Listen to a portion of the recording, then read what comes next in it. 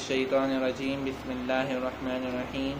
نحمدہ ونصلی علی رسول الکریم اما بعد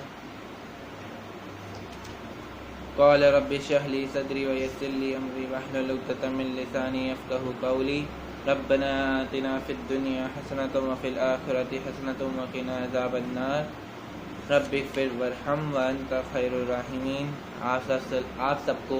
بہت بہت مبارک ہو رمضان کا چاند مبارک، رمضان کی سحری بھی مبارک۔ آپ کے لیے یہ ساری رمضان سلامتی والی رمضان بنے، رحمت والی رمضان بنے، ہم سب کے لیے بنے، آمین آمین آمین یا رب العالمین۔ آج سورہ انفال کا میں نے شان نزول بیان کرنا ہے اور اس کے بعد سورہ انفال کو ہی لے کر چلیں گے، کیونکہ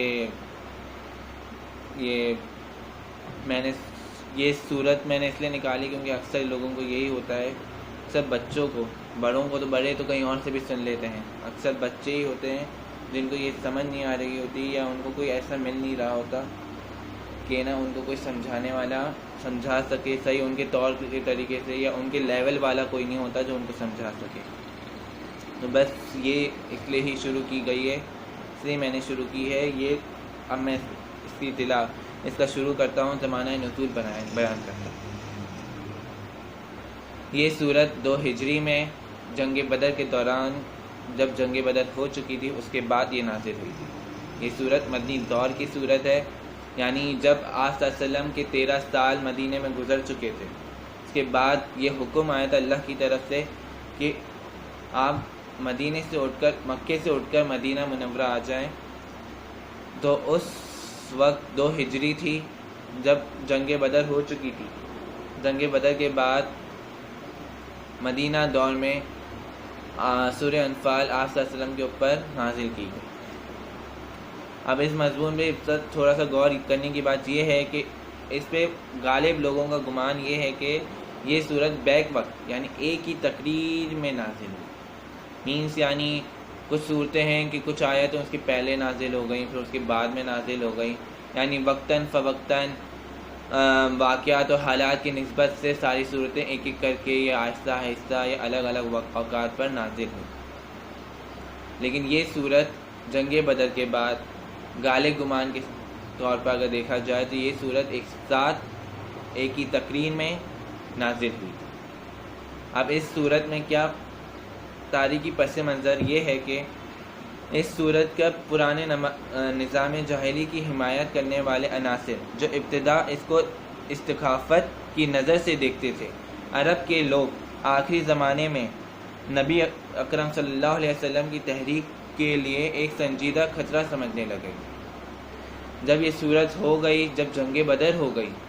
تو ایک قصبہ ٹائپ مدینہ بن گیا تھا۔ مدینہ کو اس وقت اس نام سے پکارا جاتا تھا کہ مدینۃ النبی۔ یہ اتنا بڑا قصبہ بن گیا تھا کہ یہ تمام مسلمانوں کے لیے دارالسلام بن گیا تھا۔ اب تو لوگوں کے لیے جب یہ سامنے آیا، جب جنگ بدر میں بھی یہ آپ صلی اللہ علیہ وسلم نے ان یہودیوں کو، ان مشرکین کو شکست دے دی، جو میں آگے آ کے آپ کو بتاؤں گا تو کس طرح شکست دی۔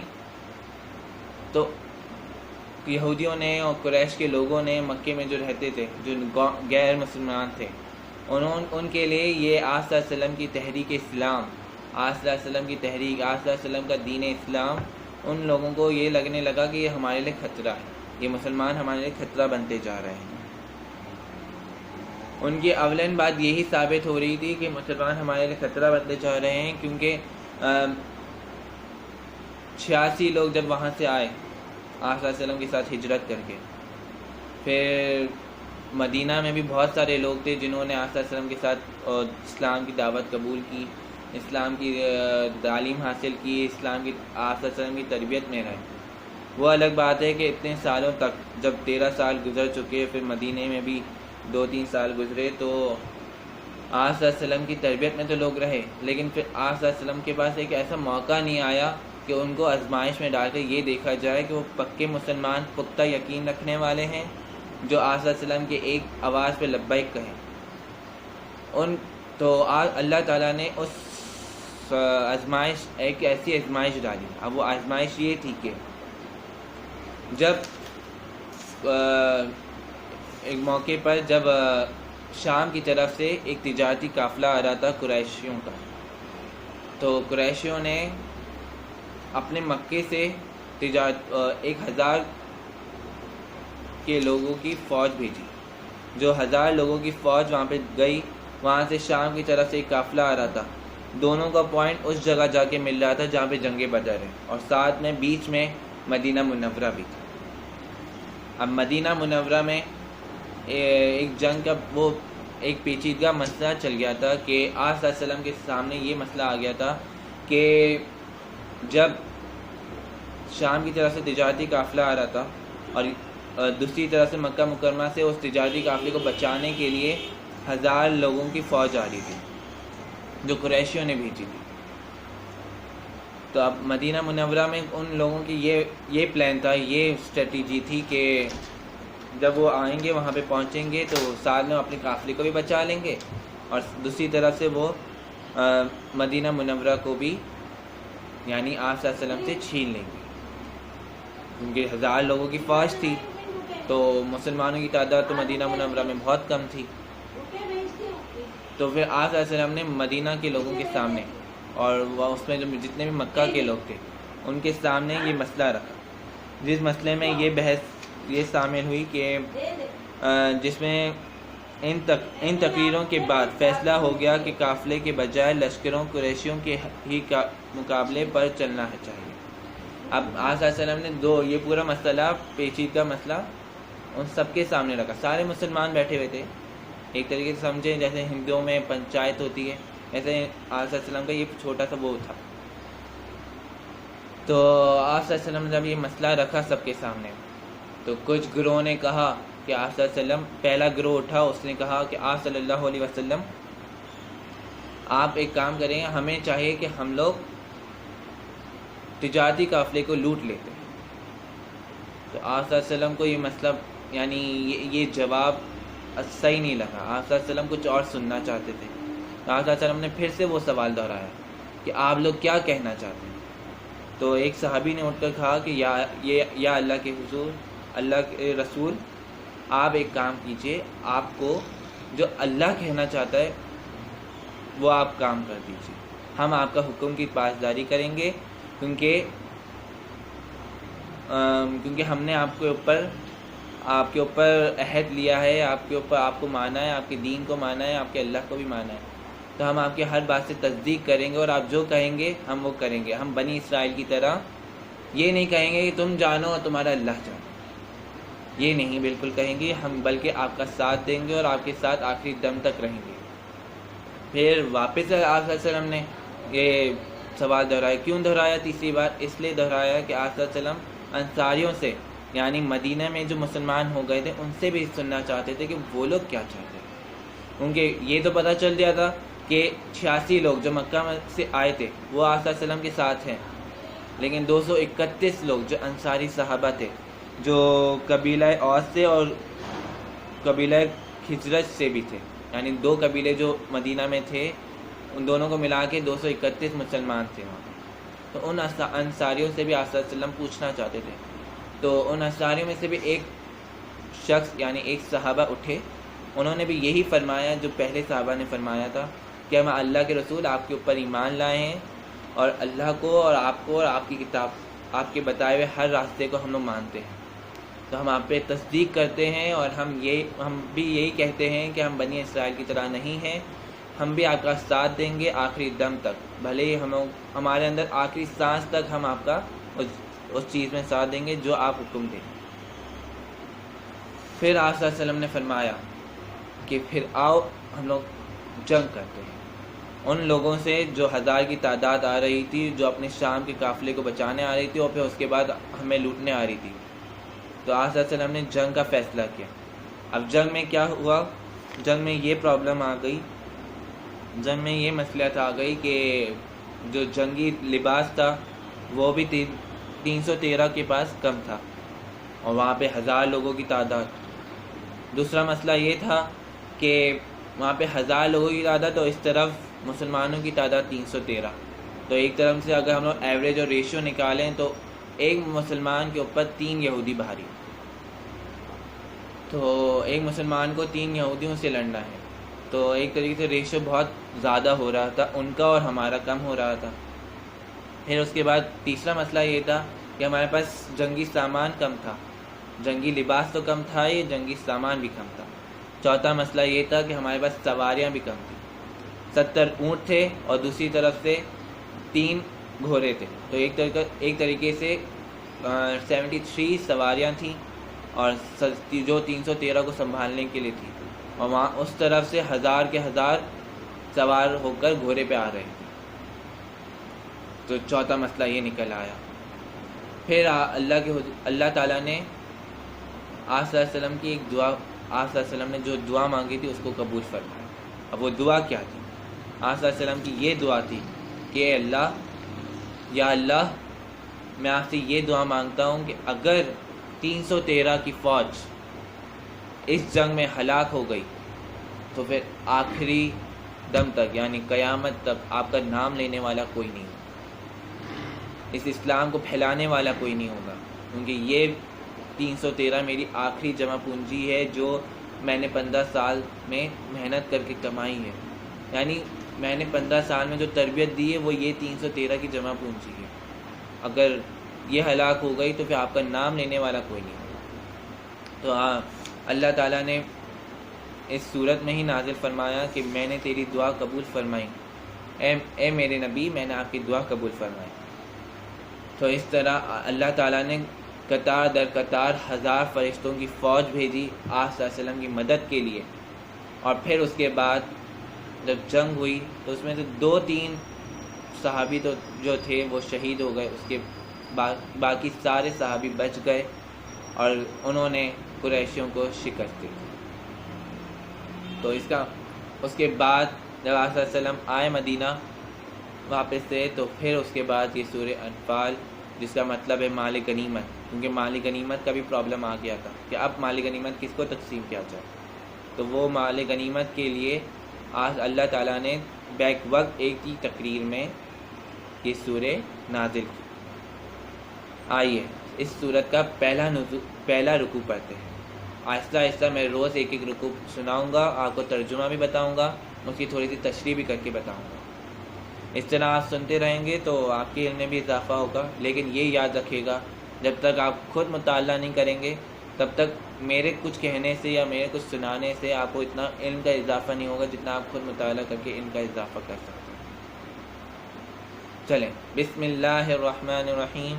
یسألونک عن الانفال قل الانفال للہ والرسول فاتقوا اللہ واصلحوا ذات بینکم واطیعوا اللہ ورسولہ ان کنتم مؤمنین انما المؤمنون الذین اذا ذکر اللہ وجلت قلوبهم واذا تلیت علیہم آیاتہ زادتهم ایمانا وعلی ربهم یتوکلون۔ سب سے پہلے میں نے 6 آیتوں کا آپ کے سامنے تلاوت کی ہے، ان 6 آیتوں کے بارے میں ہی ہم لوگ پڑھ لیتے۔ پہلے تم سے انفال کے متعلق پوچھتے ہیں، کہو یہ انفال تو اللہ اور اس کے رسول کے ہیں، پس تم لوگ اللہ سے ڈرو اور اپنے آپس کے تعلقات درست کرو اور اللہ اور اس کے رسول کی اطاعت کرو اگر تم مومن ہو۔ سچے اہل ایمان تو وہ لوگ ہیں جن کے دل اللہ کا ذکر سن کر لرز جاتے ہیں، اور جب اللہ کی آیات ان کے سامنے پڑھی جاتی ہے تو ان کا ایمان بڑھ جاتا ہے اور وہ اپنے رب پر اعتماد رکھتے ہیں۔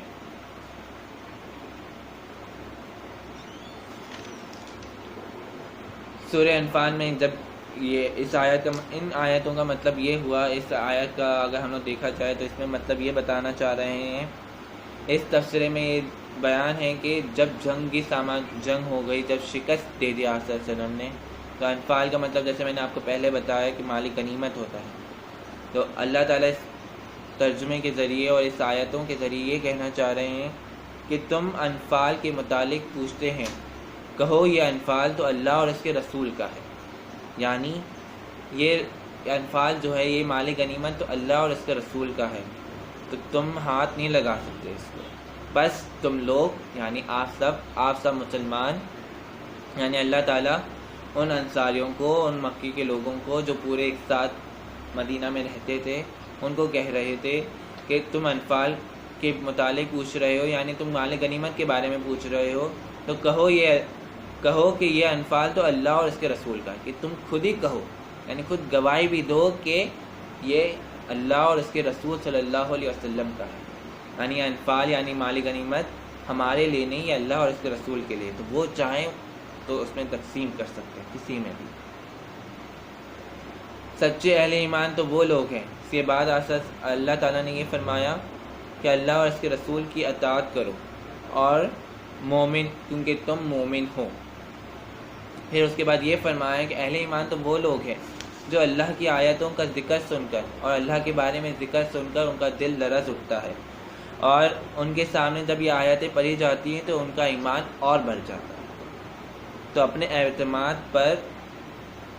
رب پر اعتماد رکھو، اس کا مطلب یہ ہوا کہ اپنے رب پر اعتماد رکھو، یعنی اپنے رب پر بھروسہ رکھو کہ وہ تمہیں کبھی ہارنے نہیں دے گا، اور اللہ اور اس کے رسول کی اطاعت کرتے رہو۔ اس کے بعد میں آگے پڑھتا ہوں، آپ آیت خود ہی پڑھ لے گا، میں آج صرف ترجمہ بیان کر رہا ہوں۔ جو نماز قائم کرتے ہیں اور جو کچھ ہم نے ان کو یاد ہے اس میں سے ہماری راہ میں خرچ کرتے ہیں، ایسے ہی لوگ حقیقی مومن ہیں۔ اس میں یہ فرمایا گیا کہ جب نماز قائم کرتے رہو، جب اعتماد رکھو اللہ پر اور نماز قائم کرو، یعنی فرضیت قائم کرو، اور جو کچھ ہم نے ان کو یاد ہے اس میں سے ہماری راہ میں خرچ کرتے رہو، یعنی اللہ تعالیٰ یہ کہنا چاہ رہا ہے کہ جو کچھ میں نے تمہیں دیا ہے، یعنی جو مال، جو نعمتیں تمہیں دی ہیں، ان میں سے اللہ کی راہ میں کچھ خرچ کرو، یعنی اللہ کی راہ میں خرچ کرو، ایسے ہی لوگ حقیقی مومن ہیں۔ یعنی اللہ تعالیٰ نے خود صاف ظاہر کر دیا، جو لوگ اپنی مال میں سے، اپنی نعمتوں میں سے کچھ اللہ کی راہ میں خرچ کرتے ہیں، وہی لوگ اصل اور حقیقی مومن ہیں۔ ان کے لیے ان کے رب کے پاس بڑے درجے ہیں، قصوروں سے درگزر ہے اور بہترین رزق ہے۔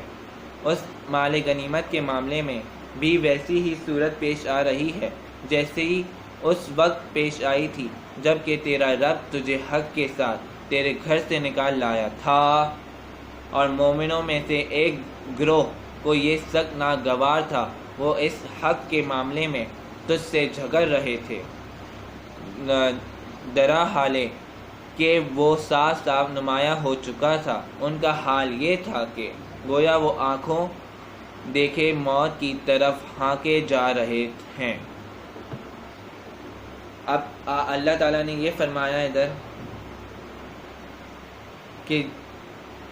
مال غنیمت والا معاملہ جو تھا، یعنی یہ انفال والا معاملہ، جو جس کا مطلب مال غنیمت ہے، یہ وہ معاملہ تھا کہ جیسا معاملہ اس وقت پیش آیا تھا جب تیرا رب تجھے حق کی طرف بلا رہا تھا، یعنی جب آپ صلی اللہ علیہ وسلم نے مکہ میں دعوت شروع کی تھی تو کچھ یہ تھے کہ کچھ کے بیٹے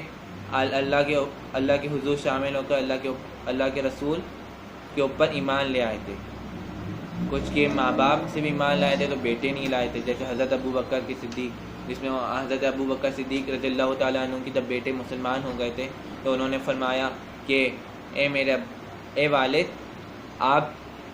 جنگ بدر میں میرے تلوار کے نیچے آ گئے، تو میں نے آپ کو اپنا باپ سمجھ کر آپ کو چھوڑ دیا، یعنی اپنا رشتہ سمجھ کر، ایک رشتہ جو ہے باپ اور بیٹے کے بیچ میں، اس رشتے کی عوض میں نے آپ کو چھوڑ دیا۔ تو صرف حضرت ابو بکر صدیق نے یہ فرمایا کہ اے میرے بیٹے، اے میرے صاحبزادے، اگر تم میرے سلوار کے بیچ میں آ جاتے تو میں تمہیں نہیں چھوڑتا، کیونکہ اس وقت میں اسلام کی خاطر تم سے جنگ کر رہا تھا، اس وقت تم کافر تھے اور میں مسلمان تھا، تو اگر تم میرے بیچ میں آ جاتے، میری تلوار کے بیچ میں آ جاتے تو میں تمہیں کبھی نہیں چھوڑتا، تمہارا گلا گھر سے الگ کر دیتا۔ تو یہی فرمایا چاہے کہ وہ اور مومنوں میں سے ایک گروہ کو یہ سخت ناگوار تھا، یعنی ان لوگوں کے لیے ایک ناگوار تھا کہ جب وہ جنگ بدر میں جنگ کرنے جا رہے تھے وہ مکہ کے لوگ، وہ 86 لوگ جو آپ صلی اللہ علیہ وسلم کے ساتھ ہجرت کر کے آئے تھے، ان کے لیے ایک بہت مشکل وقت تھا کہ وہ ان لوگوں کے ساتھ ان کے ساتھ جنگ کرنے جا رہے ہیں جو ان کے اپنے لوگ ہیں، جو ان کے رشتہ دار ہیں، جو ان کے بہن بھائی، تو جھگڑ رہے تھے۔ درا حالانکہ وہ صاف صاف نمایاں ہو چکا تھا، ان کا حال یہ تھا کہ گویا وہ آنکھوں کو دیکھے موت کی طرف ہانکے جا رہے ہیں۔ یعنی ان مکہ کے لوگوں کے لیے اتنا مشکل ہو گیا تھا کہ وہ اپنے ہی لوگوں کو مارنے جا رہے ہیں، ایک طریقے سے وہ موت کو بلاوا دے رہے تھے کہ جب اس وقت بھی یہ ہوا تھا کہ آپ صلی اللہ علیہ وسلم نے فرمایا، جب آپ صلی اللہ علیہ وسلم یہ سننا چاہتے تھے کہ ہم جنگ کریں بنسبت ہم لوٹیں شام کے لشکر کو، تو ہم لوگ جنگ کرنا زیادہ بہتر ہے، تو سب نے فرمایا کہ یا اللہ، اے اللہ کے رسول، آپ جو کہیں گے ہم اس بات پہ تصدیق کریں گے اور ہم آپ کے حکم کو مانیں گے، آپ کے حکم کی فرما برداری کریں گے۔ تو ایک طریقے سے وہ ایک ایسا مسئلہ ہو چکا تھا کہ سب کے دلوں میں یہ خوف بیٹھنا شروع ہو گیا تھا، حالانکہ آپ صلی اللہ علیہ وسلم نے یہی فرمایا تھا کہ کچھ نہیں ہوگا کسی کو، اور اگر کوئی شہید بھی ہوا تو اس کو جنت کا راستہ ملے گا، کیونکہ وہ ایمان کی حالت میں شہید ہوگا۔ تب بھی ایک طریقے سے ڈر ہوتا ہے، ہر کسی کی فطرت ہوتی ہے کہ ہمیں ڈر لگنا شروع ہو گیا تھا، تو ان لوگوں کو ڈر لگنا شروع ہو گیا تھا تھوڑا تھوڑا، جن کا تھوڑا سا ایمان مضبوط نہ تھا، کہ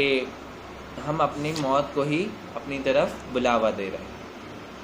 اس کے بعد یہ کہا، اس کے بعد اس کا ترجمہ یہ ہے کہ یاد کرو وہ موقع جب کہ اللہ تم سے وعدہ کر رہا تھا کہ دونوں گروہوں میں سے ایک تمہیں مل جائے گا، تم چاہتے تھے کہ کمزور گروہ تمہیں ملے، مگر اللہ کا ارادہ یہ تھا کہ اپنے ارشادات سے حق کو حق کر دکھانے اور کافروں کی جڑ کاٹ دے، تاکہ حق کو حق ہو کر اور باطل باطل ہو کر رہ جائے، خواہ مجرموں کا یہ کتنا ہی ناگوار ہو۔ اب اس کا مطلب یہ ہوا کہ اللہ آپ صلی اللہ علیہ وسلم کے ذریعے اللہ خود بھی یہی چاہتا تھا کہ ہم لوگ،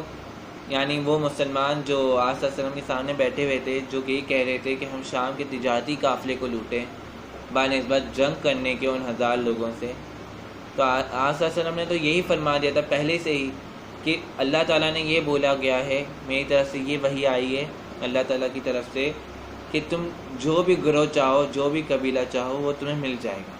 اگر تم چاہو تو شام کا تجارتی قافلہ بھی تمہیں مل جائے گا، اگر تم چاہو تو وہ 1000 لوگوں کی قطار جو جنگی فوج جو سامان لے کے ساتھ جنگ کرنے آ رہی ہے وہ بھی تمہیں مل جائے گا۔ اللہ تعالیٰ نے تو وعدہ کر رہا تھا، تو تم اس وعدے پر اعتماد رکھو، یعنی اللہ تعالیٰ نے ان کو پھر دلاسا دلایا کہ اس وعدے پر اعتماد رکھو، اس وعدے پر بھروسہ رکھو، میں تم لوگ کے لیے ضرور مدد فرماؤں، اور تم اپنی وعدے کو، میرے وعدے پر بھروسہ رکھنا ضرور۔ تو کیونکہ میں خود چاہتا ہوں حق ہو کر رہ جائے اور باطل باطل ہو کر رہ جائے، بھلے یہ مجرموں کو، یعنی ان یہودیوں کو ناگوار گزرے۔ اور وہ موقع جب تم اپنے رب سے فریاد کر رہے تھے، جواب میں اس نے فرمایا کہ میں تمہاری مدد کے لیے پے در پہ 1000 فرشتے بھیج رہا ہوں۔ یہ بات اللہ نے تمہیں صرف اس لیے بتا دی کہ تمہیں خوشخبری ہو اور تمہارے دل سے اس سے مطمئن ہو جائے، ورنہ تو جب بھی ہوتی ہے اللہ ہی کی طرف سے ہوتی ہے، یقیناً اللہ زبردست اور دانا ہے، زبردست اور دانا ہے۔ یعنی اللہ تعالیٰ یہ فرما رہے ہیں کہ تم مجھ پر بھروسہ رکھو، میرے وعدے پر یقین رکھو، کیونکہ میں خود تمہارے لیے 1000 فرشتے پے در پہ قطار کے ساتھ تمہارے لیے بھیج رہا ہوں۔ تو تم مطمئن ہو جاؤ، تم خوش ہو جاؤ، یہ تمہارے لیے خوشخبری ہے، کیونکہ یقیناً اللہ زبردست اور دردانہ ہے، یعنی اللہ زبردست مدد کرنے والا ہے۔ اس کا مطلب یہ ہے۔ تو ایک رکوع اللہ کے کرم سے ہمارا آج پورا ہوا، اس کے بعد کل ہم لوگ اگلی رکوع پڑھیں گے انشاءاللہ تعالی. تو آپ اگلی رکوع پڑھ کے رکھیے گا، جتنا آپ خود پڑھ کے سمجھیں گے اتنا ہم اس سے سمجھ نہیں پائیں. جزاک اللہ خیرا وآخر الدعوانا والحمد للہ رب العالمین. سبحانک اللہم وبحمدک ونشہد ان لا الہ الا انت ونستغفرک ونتوب الیک.